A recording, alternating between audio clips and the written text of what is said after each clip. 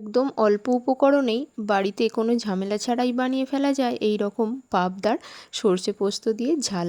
তো দেখো দেখতে কতটা সুন্দর লাগছে তাই না? খেতেও কিন্তু ভারী সুন্দর হয়। তো চলো এসো রেসিপিটা দেখে নিই কীভাবে বানিয়েছি। প্রথমেই সর্ষে পোস্ত কাঁচা লঙ্কা মিক্সার গ্রাইন্ডারে পেস্ট করে নিচ্ছি। মিনিট 15-20 আগে আমি ভিজিয়ে রেখে দিয়েছিলাম। তো দেখো পেস্টটা আমার একদম রেডি হয়ে গেছে এখানে।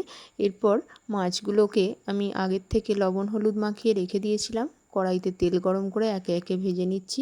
যেহেতু পাবদা মাছ খুবই ফাটে তাই এইভাবে ঢাকনা দিয়ে ঢেকে ঢেকে ভাজতে হয়, আর গ্যাসের ফ্লেমটাকে একদম লোতে রাখতে হয়। তো দেখো পাবদা মাছ যেহেতু নরম তাই বেশি ঢাকনা দিয়ে ঢেকে দিলেও কিন্তু চলবে না। তো এক পিঠটা ভাজা হয়ে যাওয়ার পর এইভাবে অপর পিঠটা ভেজে নিচ্ছি। হালকা হাতে একদম এইভাবে উল্টে দিতে হবে। পাবদা মাছের অনেক রকম রেসিপি হয়ে থাকে, তো এই রেসিপিটা কিন্তু একদম গরম ভাতে অসাধারণ জুটি। তো এই যে দেখো মাছগুলো ভাজা হয়ে গেছে। এরপর বাকি মাছগুলো একে একে ভেজে নেব। তবে আবারও বলছি পাবদা মাছ কিন্তু খুবই ফাটে, তাই খুবই সাবধানে মাছগুলোকে ভেজে নিতে হবে গ্যাসের ফ্লেম একদম লো করে করে। তো এই যে দেখো আমি ঢাকনা দিয়ে দিয়েই ভাজছি মাছগুলোকে।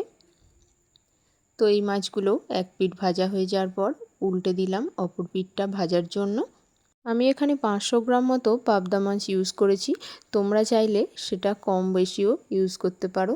তো এই যে দেখো মাছগুলো সব ভাজা কমপ্লিট। এরপর ওই তেলের মধ্যেই দিয়ে দিলাম কালো জিরে ফোড়ন। ফোড়নটা দেওয়ার পরে সুন্দর একটা গন্ধ বেরিয়ে এলে তখন দিয়ে দিলাম ওই সর্ষে পোস্ত আর কাঁচা লঙ্কার যে মিশ্রণটা ছিল সেটা দিয়ে ভালো করে একবার তেলের মধ্যে কষিয়ে নিচ্ছি। তো এইভাবে তেলের মধ্যে ভালো করে কষিয়ে নেওয়ার পরে দিয়ে দেব অল্প একটু হলুদ গুঁড়ো। হলুদটা কিন্তু আমি একদম অল্প ইউজ করেছি। আর দিলাম অল্প একটু জল। তো জল দিয়ে আরও একবার ভালো করে নাড়াচাড়া করে দিলাম। এরপর দিয়ে দেব পরিমাণ মতো লবণ। তো প্রথমেই তোমাদের বলেছিলাম যে একদম কম উপকরণ ছাড়াই এই রেসিপিটা বানানো যায়। তো লবণ দেওয়ার পরে আরও একটু জল দিলাম।